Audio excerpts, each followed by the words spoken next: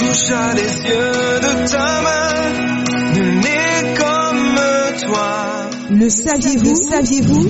Comme toi.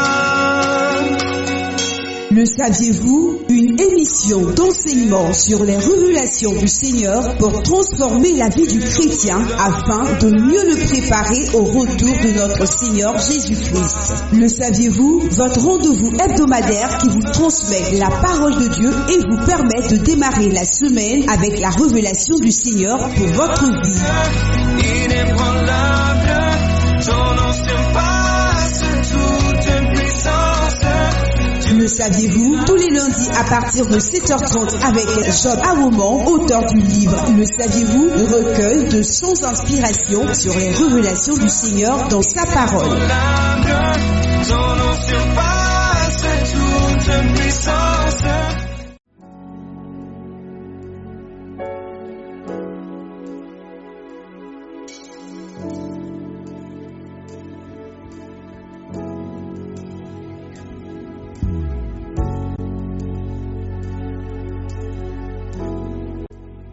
Alléluia, soyez bénis au nom puissant de notre Seigneur Jésus-Christ.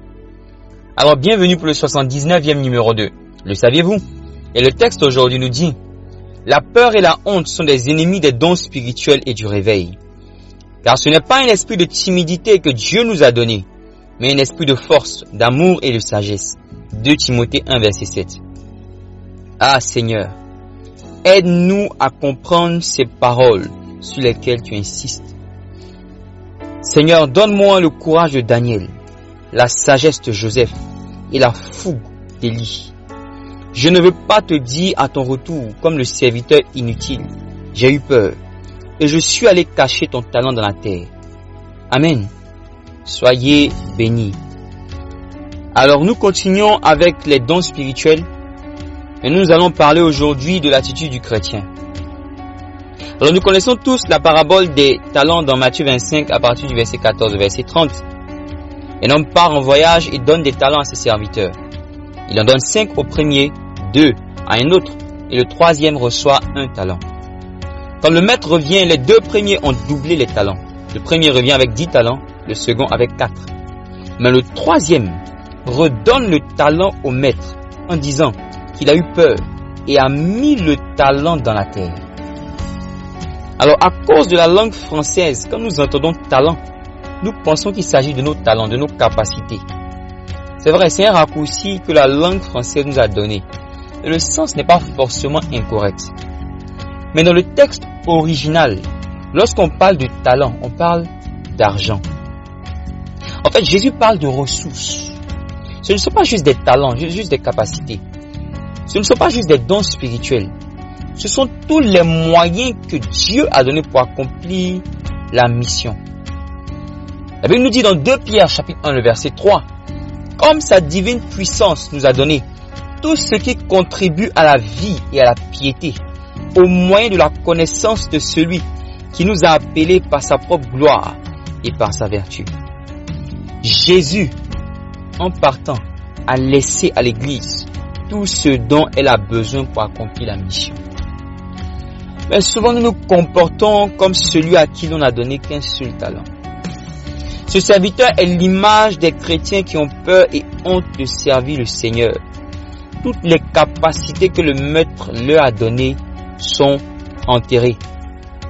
Ce serviteur avait mis le talent sous la terre. Alors il y a 2 sens à cela. Le premier sens, la Bible dit que le corps de l'homme a été créé à travers la poussière de la terre. Donc le chrétien qui cache ses talents dans la terre, le cache dans sa chair. Il n'y a pas de différence entre un chrétien charnel et un chrétien qui ne fait pas l'œuvre à laquelle il a été appelé. Je peux le démontrer par les Écritures, mais je n'ai pas assez de temps. Le chrétien qui cache les ressources de Christ dans sa chair est superficiel dans les choses de l'esprit, mais il est profond dans les choses de la chair. Il est charnel parce qu'il a creusé dans sa chair pour enterrer les talents de Christ. S'il était spirituel, il aurait travaillé à présenter quelque chose à son Père, à sa mort. Deuxième sens, celui qui cache les talents dans la terre, c'est le chrétien qui ne cherche pas à fructifier les ressources que Christ lui a données, mais qui excellent dans les choses de la terre. Vous savez, ce sont des hommes, des femmes à succès dans ce qu'ils font. Mais quand on arrive sur les choses de l'esprit, quand on arrive sur les choses qui concernent leur appel, ils ne savent rien. Ils ne comprennent rien. Ils ont enterré et gaspillé leurs ressources uniquement sur les choses de la terre. Et parmi les ressources que Christ nous a données, il y a le temps. Leur temps est parti uniquement sur les choses de la terre. Ils ont travaillé pour eux-mêmes. Ils ont travaillé pour leur propre succès. Vous savez, il ne suffit pas juste de venir à l'église, d'écouter le message, de faire son offrande et de partir à la maison. On va devoir rendre compte. On va devoir rendre compte pour les ressources que Dieu nous a données. Surtout ceux qui savent les ressources que Dieu leur a données. Ceux qui sont conscients du montant du talent que Jésus leur a donné. Ceux qui sont conscients aussi de leur appel. Ah, Seigneur Jésus, ne permets pas. Je t'en prie, ne permets pas que je quitte ce monde sans avoir terminé et achevé ma course. Écoutez, je crois l'avoir déjà dit, mais je vais le répéter. Une des définitions du péché, c'est manquer le but. Donc quand vous manquez le but pour lequel Dieu vous a créé, vous avez péché. Parce qu'il est impossible pour vous de manquer ce but si vous n'avez pas été constamment et diligemment désobéissant. Es-tu en train de manquer le but? Es-tu en train de manquer le but? Il y en a plusieurs. Il y a plusieurs raisons pour lesquelles les gens enterrent le talent sous terre. Mais l'une des raisons dont nous allons parler aujourd'hui, c'est la timidité et la peur. Or, dans 2 Timothée 1, le verset 17, il est écrit: car ce n'est pas un esprit de timidité que Dieu nous a donné, mais un esprit de force, d'amour et de sagesse. Ok. Christ, le seul un, nous a dit, à travers son serviteur Pierre, que nous avons reçu tous les talents dont nous avons besoin pour faire son œuvre. Et la capacité d'utiliser ces talents passe par la connaissance profonde de qui est Christ. Maintenant, Paul nous donne la nature de l'esprit que Dieu nous a donné afin de nous aider. Donc, premièrement, il faut connaître Christ. Deuxièmement, il faut connaître ce que Christ nous a donné. Donc, Pierre nous dit que nous devons connaître Christ si nous voulons comprendre les choses qu'il nous a données pour son ministère. Et deuxièmement, Paul nous dit que nous avons reçu un esprit de force, d'amour et de sagesse. Donc nous devons comprendre ce que Dieu nous a donné. Il dit que l'esprit que nous avons reçu n'est pas un esprit qui a pour nature d'aller enterrer les talents sous la terre à cause de la peur. Mais c'est un esprit de force, d'amour et de sagesse. La raison pour laquelle tu n'utilises pas les ressources que Jésus t'a données pour le servir, c'est parce qu'il te manque ces 3 choses. Tu n'as pas l'amour, sinon tu aurais compris que Dieu t'a donné des ressources pour aimer et aider les hommes. Tu n'as pas la force, sinon tu n'aurais pas eu peur des représailles du monde des ténèbres et des défis des hommes que tu dois aider. Tu n'as pas la sagesse, sinon tu aurais su comment utiliser ces ressources que le Seigneur t'a données. Seigneur, aide-nous, aide-nous. Aide-nous à ne pas gaspiller les talents que tu nous as donnés à cause de notre manque d'amour, de force et de sagesse. Alors je voulais commencer par l'amour, mais je vais suivre l'ordre de Paul. Et je vais commencer par la force. La force avant l'amour. La force avant l'amour. Si tu aimes une fille, mais que tu n'as pas la capacité, la puissance, la force pour t'occuper d'elle, ton amour va rester dans ton cœur. Jésus était ému de compassion pour les gens. Mais la raison pour laquelle il pouvait faire quelque chose, c'est parce qu'il était fort. Donc avant d'aller aimer les gens, il faut être fort. Sinon ta compassion va te détruire. Alors, il y a un autre moyen. Ce n'est pas l'ordre dans lequel il faut chercher ces 3 éléments. On va revenir sur l'ordre tout à l'heure. Alors, nous n'avons pas de force. C'est la raison pour laquelle nous avons peur de témoigner et de faire l'œuvre de Jésus. Parce que pour faire l'œuvre de Jésus, il faut de la force. Le Seigneur, c'est l'Esprit. Et l'Esprit, c'est la force. Dans Ésaïe 11, verset 2. L'Esprit de l'Éternel est un esprit de sagesse et d'intelligence, esprit de force, esprit de conseil et de force, esprit de connaissance et de crainte de l'Éternel. Donc, l'esprit, c'est la force. Et le Saint-Esprit en toi est un esprit de force. Alors, recherche comment manifester cette force. Souvent, nous les chrétiens, nous faisons pitié. Nous sommes puissants, mais nous sommes à terre. Des esclaves sur les chevaux et les princes à terre. Ah, quelle incohérence! Quelle incohérence! La même force qui a ressuscité Christ entre les morts habite en toi, dit Romains 8, verset 11. Arrête de faire pitié. Arrête de faire pitié. Lève-toi et prends la parole. Cherche la force dans la parole et manifeste-la. Ésaïe 30, verset 15 dit, c'est dans le calme et la confiance que se trouve la force. Où se trouve la force? Dans le calme et dans la confiance. Alors le calme, c'est quoi? C'est le fait d'arrêter de s'agiter dans ses pensées. Quand tu es troublé et paniqué, tu es paniqué d'abord dans tes pensées. C'est tes pensées. Tes pensées vont dans tous les sens. Arrête, calme-toi. Écoute toi-même tes pensées. Et puis il faut te taire. De la même manière que tu fermes ta bouche physiquement, il faut te taire dans tes pensées. Il faut te taire. Maintenant, les pensées que Satan va pour te bombarder, il faut les ignorer. Il faut les ignorer. C'est ce qu'on appelle le calme. Le calme. Ensuite, vient la confiance. C'est quoi la confiance? La confiance, c'est le fait de se confier à quelqu'un pour un problème. C'est-à-dire que tu crois qu'en cas de problème, la personne à laquelle tu t'es confié peut te sauver ou t'aider. Dans notre cas, il s'agit de se confier en Dieu et en sa parole, c'est-à-dire Jésus-Christ. Donc la confiance, c'est l'assurance que tu as dans la capacité de Jésus à régler une situation. Sur la terre, quand tu souscris à une police d'assurance, tu déposes ton argent quelque part de manière régulière. Et le jour où tu as un problème, tu contactes la compagnie d'assurance. On regarde si le problème que tu as correspond à ce pourquoi tu as souscrit et à ce que la compagnie a promis de te verser. Et puis on te verse l'argent dont tu as besoin. De la même manière, à chaque fois que tu lis les promesses de Dieu, tu vas te confier à lui. Tu vas te confier à ce qu'il a écrit dans sa parole. C'est un dépôt spirituel que tu fais de manière régulière. Le jour où tu as un problème, tu fais appel à la promesse de Dieu. Tu as souscrit à l'assurance de sa parole et tu as alimenté le compte en méditant sa parole. Donc quand tu fais appel à lui, il te répond selon ce qu'il a promis.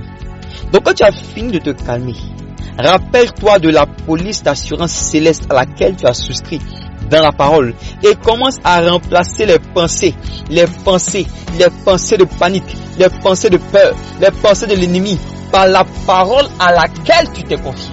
Alléluia. Je te dis, les démons ne peuvent pas résister à ça parce que c'est là que se trouve la force, dans le calme et dans la confiance, dans la parole. Arrête de faire pitié et de fuir les problèmes des gens. La pitié te rend faible, mais la joie de l'Éternel est ta force. Néhémie 8, verset 10. Quand tu auras trouvé la force, tu vas aider les gens. Va avec la force que tu as. Va avec la force que Dieu t'a donnée. Il n'est plus peur. Maintenant, l'amour. C'est quoi l'amour? Ce n'est pas par la peur et la timidité qu'on peut utiliser le talent et les dons que Dieu nous a donnés. C'est avant tout par l'amour. L'amour, c'est le carburant du réveil spirituel, pouvait dire un homme de Dieu.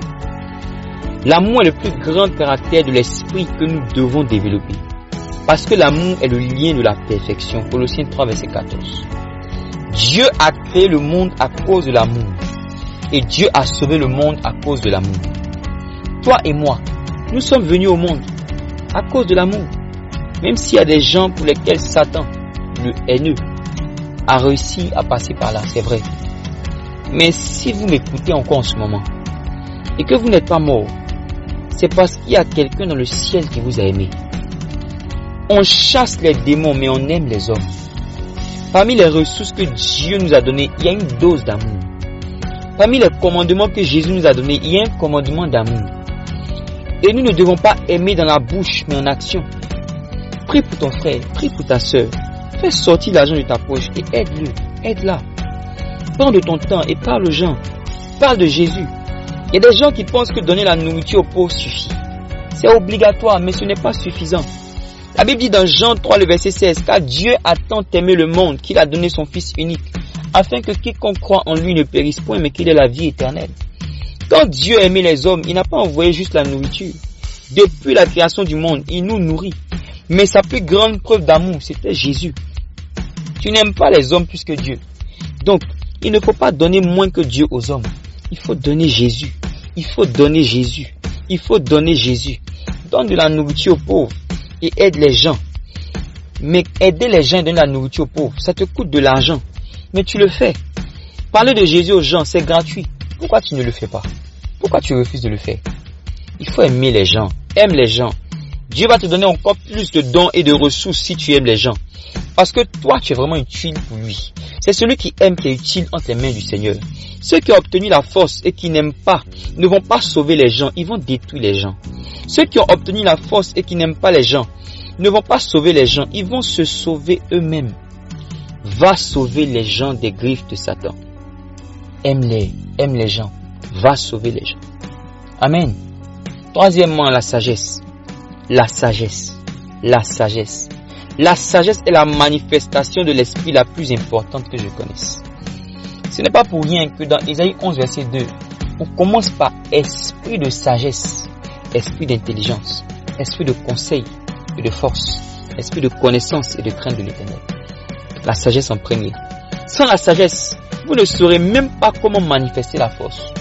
Ce ne sera pas de la force, ce sera de la brutalité, de la barbarie. Sans la sagesse, ce ne sera pas de l'amour, ce sera de la gentillesse et de la complaisance. La sagesse est la première de toutes les œuvres de Dieu. Dans Proverbe 8, le verset 12, et dans 22, au verset 22 jusqu'au verset 25, il est écrit, « Moi, la sagesse, j'ai pour demeure le discernement, et je possède la science de la réflexion. » Verset 22, « L'Éternel m'a créé la première de ses œuvres, avant ses œuvres les plus anciennes. J'ai été établi depuis l'éternité, dès le commencement, avant l'origine de la terre. Je fus enfanté quand il n'y avait point d'abîme, point de source chargée d'eau. Avant que les montagnes soient affermies, avant que les collines existent, je fus enfanté. » La sagesse est la première. Voici maintenant l'ordre dans lequel il faut chercher les choses. Il faut inverser. Il faut commencer par la sagesse, parce que la sagesse est toujours la première. Ensuite, il faut chercher l'amour. Et si tu aimes vraiment, tu vas commencer à chercher aussi la force, à cause du fait que tu veux aider. La sagesse, la première, parce que la sagesse possède la force.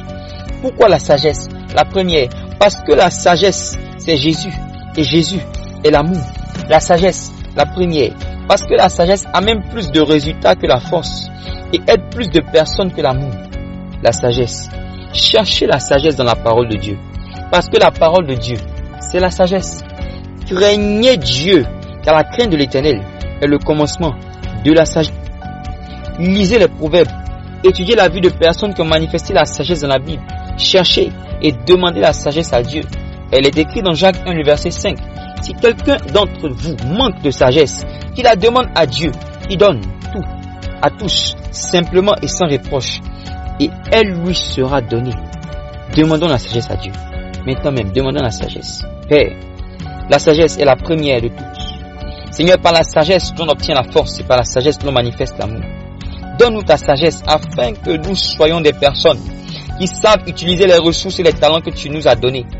À celui qui avait eu peur, qui allait enterrer le talent en terre, tu lui as dit, oh Seigneur, si tu ne pouvais pas fructifier comme les autres, tu aurais dû mettre mon argent dans la banque et cela aurait produit du résultat que j'aurais pu récupérer à mon retour.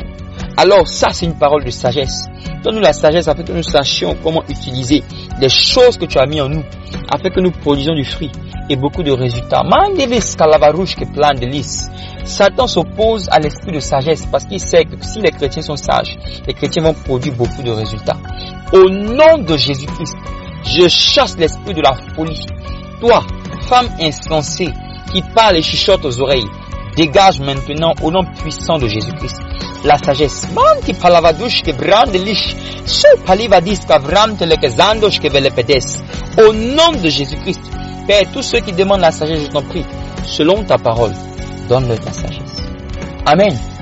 Alors merci beaucoup de nous avoir suivis. Vous pouvez nous retrouver sur notre page Facebook, sur notre chaîne WhatsApp, sur notre page Telegram et sur notre chaîne YouTube en tapant Le Croyez-vous.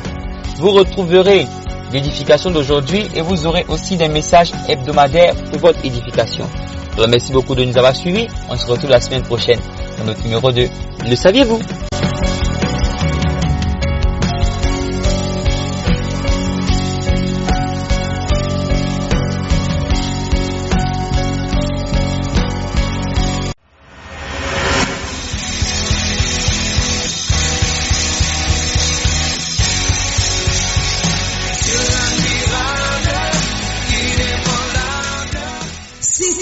Le saviez-vous avec Job Awomon, auteur du livre Le saviez-vous, recueil de sons d'inspiration sur les révélations du Seigneur dans sa parole. Rendez-vous chaque lundi à 7h30 sur Radio La Voix Sainte pour un autre rendez-vous de Le saviez-vous.